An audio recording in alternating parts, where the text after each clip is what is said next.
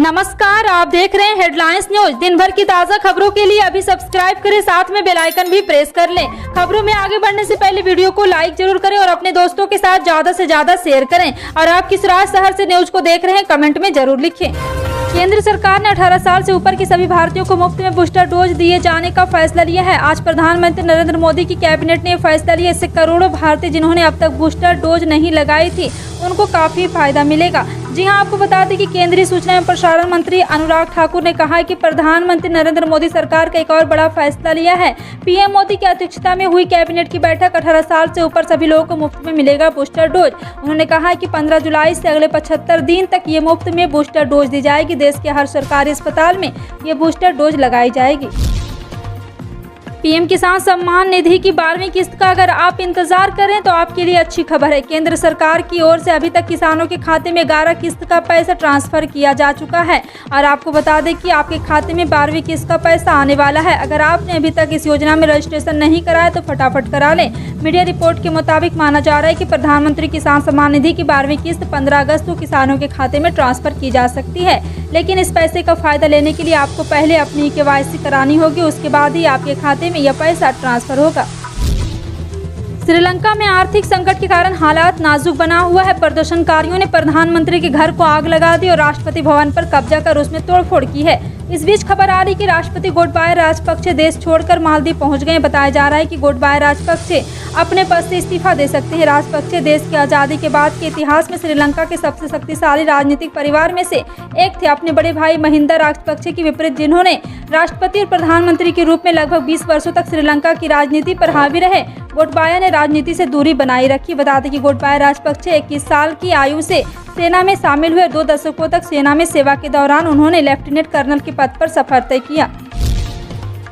अगर आपको भी राशन नहीं मिल रहा या फिर सरकारी राशन को लेकर किसी भी तरह की समस्या है तो अब आप सीधे अपने राज्य के मुख्यमंत्री से शिकायत कर सकते हैं। बता दें कि कई बार डीलर राशन देने में आनाकानी करते हैं, जिसकी वजह से लोगों को काफी परेशानी का सामना करना पड़ता है। जी हाँ, हम आपको बताएंगे कि आप कैसे सीधे राज्य के CM से इस बारे में शिकायत कर सकते हैं। आपको बता दें कि राशन कार्ड के लिए सभी राज्य की अलग अलग वेबसाइट है, जिसके जरिए आप कार्ड के लिए अप्लाई कर सकते हैं या फिर स्टेट के बारे में जान सकते हैं। आज हम आपको बताएंगे अगर आप उत्तर प्रदेश में रहते हैं तो आपको कहां और किस तरह से शिकायत दर्ज करा सकते हैं। उत्तर प्रदेश राशन कार्ड की ऑफिशियल वेबसाइट पर यहां आपको पूरा यूपी के राशन कार्ड से जुड़ी सभी तरह की समस्याएं और जानकारी मिल जाएगी। आम आदमी पार्टी की पंजाब इकाई के मुख्य प्रवक्ता मालविंदर सिंह कंग ने बुधवार को कहा है कि राज्य की भगवंत मान नीति सरकार राज्य को मादक पदार्थ की समस्या से निजात दिलाने के लिए प्रतिबद्ध है।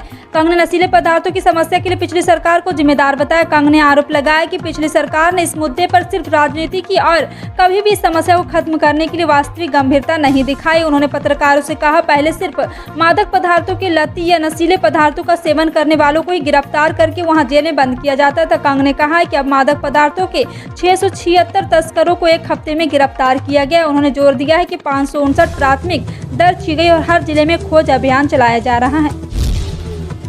कर्नाटक के गृह मंत्री आरागा ज्ञानेंद्र के नेतृत्व में 18 जुलाई को मालनाड क्षेत्र के विधायक बैठक करेंगे, जिस दौरान पश्चिमी घाट पारिस्थितिकी संवेदनशील क्षेत्र पर केंद्र की एक मसौदा अधिसूचना फिर से जारी किए जाने के विरोध में उनके द्वारा एक संकल्प पारित करने की संभावना है। पश्चिमी घाट क्षेत्र के कई जनप्रतिनिधि यह राय की है कि केंद्र का कदम वहां हो रहे लोगों के लिए नुकसानदेह है।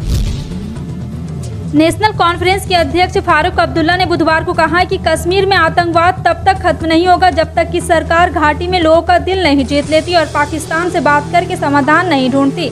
शहर में मंगलवार को एक पुलिस अधिकारी की हत्या की निंदा करते हुए उन्होंने कहा है कि अब तक कश्मीर मुद्दे का हल नहीं तलाशा जाता तब तक लोग मरते रहेंगे। अब्दुल्ला ने ये पार्टी मुख्यालय नावाए सुबह में संवाददाताओं को बताया, आतंकवाद का कारवां खत्म नहीं होगा। उनके यानी कि भाजपा मंत्री और अन्य नेता बयान जारी करते रहे कि ये समाप्त हो गया, लेकिन मैं उन्हें बता देना चाहता हूं कि ये तब तक खत्म नहीं होगा जब तक आप कश्मीर के लोगों का दिल जीतने की कोशिश नहीं करते और हमारे पड़ोसी देश से बात करके इसका समाधान नहीं ढूंढते।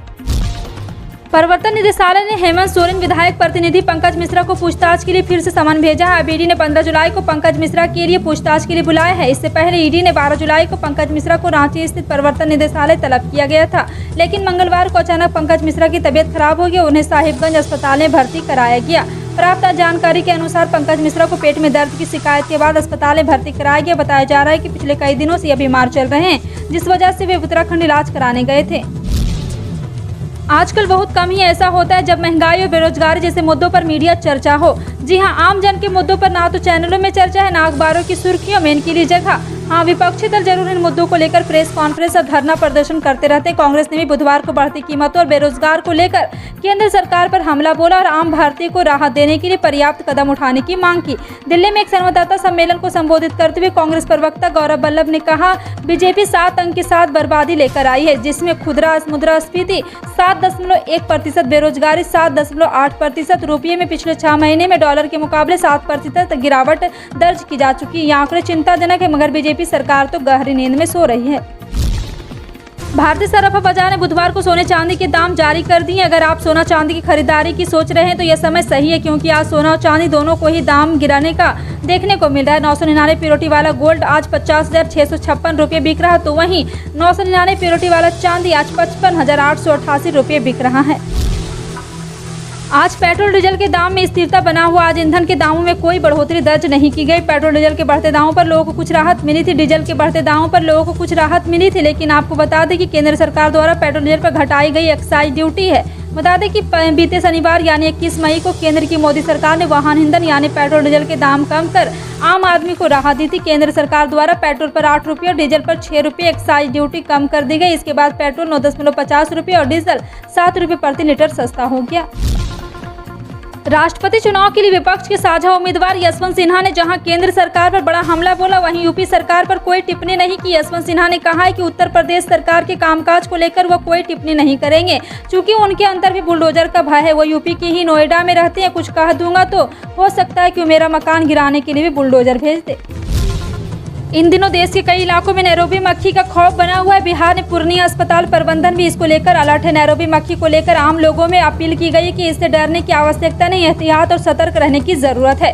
बताया जा रहा है कि नैरोबी मक्खी पश्चिम बंगाल के रास्ते किशनगंज जिले के कुछ इलाकों में एंट्री कर चुकी है। इसकी चपेट में कई लोग आ चुके हैं। इन लोगों का इलाज चल रहा और अपर मुख्य चिकित्सा पदाधिकारी डॉक्टर एस.के. वर्मा ने पूर्णिया, अररिया, किशनगंज सिविल सर्जन के पत्र जारी किया। इनमें सभी अनुमंडलीय अस्पताल को केंद्रीय गृह राज्य मंत्री अजय मिश्रा टेनी के बेटे आशीष मिश्रा की जमानत याचिका पर अब 15 जुलाई को सुनवाई होगी। इलाहाबाद हाई कोर्ट की लखनऊ बेंच में यह मामला चल रहा है। बुधवार को सरकारी वकील ने अपना पक्ष रखा। अब 15 जुलाई को विपक्षी वकील कोर्ट के सामने अपनी दलील रखेंगे। बहस पूरी होने के बाद लखनऊ बेंच आशीष मिश्रा की जमानत पर फैसला देगी।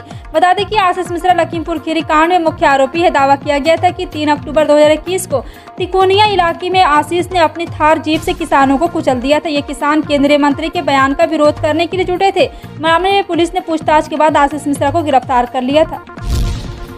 गुजरात में भारी बारिश का कहर जारी, जिसके कारण लोगों का जनजीवन अस्त व्यस्त हो गया है। दक्षिणी गुजरात और कच्छ सौराष्ट्र क्षेत्र में बारिश से जुड़ी घटनाओं के कारण 14 लोगों की मौत हो गई है, जिसके बाद बारिश के कारण मरने वालों की संख्या 83 पहुंच गई है। वहीं राहत और बचाव कार्य के तहत 31,000 से अधिक लोगों को सुरक्षित स्थान पर पहुंचाया जा चुका है। राज्य के आपदा प्रबंधन मंत्री राजेंद्र त्रिवेदी ने मीडिया कर्मियों से बात करते हुए बताया कि बारिश के कारण कच्छ, नवासारी और डांग जिलों में 3 राष्ट्रीय राजमार्ग अवरुद्ध हो गए हैं। दिल्ली में बिजली के बढ़ते दामों की खबरों के बीच एक और बड़ी खबर सामने है। दरअसल दिल्ली की केजरीवाल सरकार अब राजधानी के लोगों को सब्सिडी वाली बिजली के लिए 2 तरह के विकल्प देने जा रही है। यानी 1 अक्टूबर से जिन लोगों को सब्सिडी वाली बिजली चाहिए, उन्होंने सरकार की ओर से दिए जा रहे 2 विकल्पों में से एक को चुनना होगा। दिल्ली सरकार के बिजली विभाग ने उन उपभोक्ताओं के लिए एक मानक संचालन प्रक्रिया भी तैयार की। यह उनके लिए होगी जो 1 अक्टूबर के बाद बिजली सब्सिडी योजना का लाभ उठाना चाहते हैं। नए संसद भवन की छत पर राष्ट्रीय प्रतीक का अनावरण किए जाने के बाद शुरू हुए विवाद के बीच राष्ट्रीय चिन्ह बनाने वाले कलाकार की पहली प्रतिक्रिया सामने आई। दरअसल विपक्षी दलों के सदस्यों और कार्यकर्ताओं ने सरकार पर अशोक की लाट के मोहक और राष्ट्रीय शान वाले शेरों की जगह उग्र शेरों का चित्रण कर राष्ट्रीय प्रतीक के रूप में बदलने का आरोप लगाया। उन्होंने इसे तत्काल बदलने की मांग की। वहीं बढ़ते विवाद के बीच चिन्ह डिजाइन करने वाले कलाकार सुनील देवड़े का रिएक्शन भी सामने आया। उन्होंने कहा कि राष्ट्रीय प्रतीक के चरित्र में कोई बदलाव नहीं है।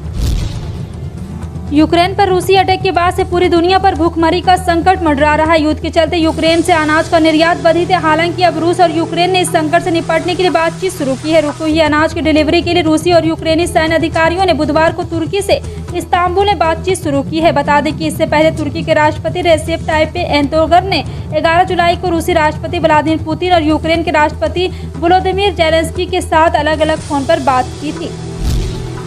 बसपा के कद्दावर नेता और पूर्व मंत्री हाजी याकूब कुरैशी की करीब 100 करोड़ से ज्यादा की प्रॉपर्टी को मेरठ पुलिस प्रशासन ने कुर्क कर लिया। हाजी याकूब कुरैशी और उनके दोनों बेटे खारखोदा में दर्ज मुकदमे में फिलहाल फरार चल रहे हैं। पुलिस के नोटिस और कोर्ट के आदेश के बावजूद तीनों में से कोई भी अभी तक कोर्ट के सामने पेश नहीं हुआ था। इसी के चलते यह कार्रवाई बुधवार दोपहर को मेरठ पुलिस प्रशासन की टीम ने की है। खारखोदा की पुलिस पर याकूब के बेटे इमरान की मीट फैक्ट्री है। इसी फैक्ट्री में 31 मार्च 2022 को मेरठ पुलिस प्रशासन की टीम ने छापेमारी की थी। आपका इन सभी खबरों पर क्या कहना है कमेंट सेक्शन में टाइप करके जरूर बताएं। इसी तरह की पल पल की अपडेट जानने के लिए जुड़े रहें आप अपने हेडलाइंस न्यूज के साथ। मिलते हैं अगली बड़ी खबर में, तब तक के लिए जय हिंद।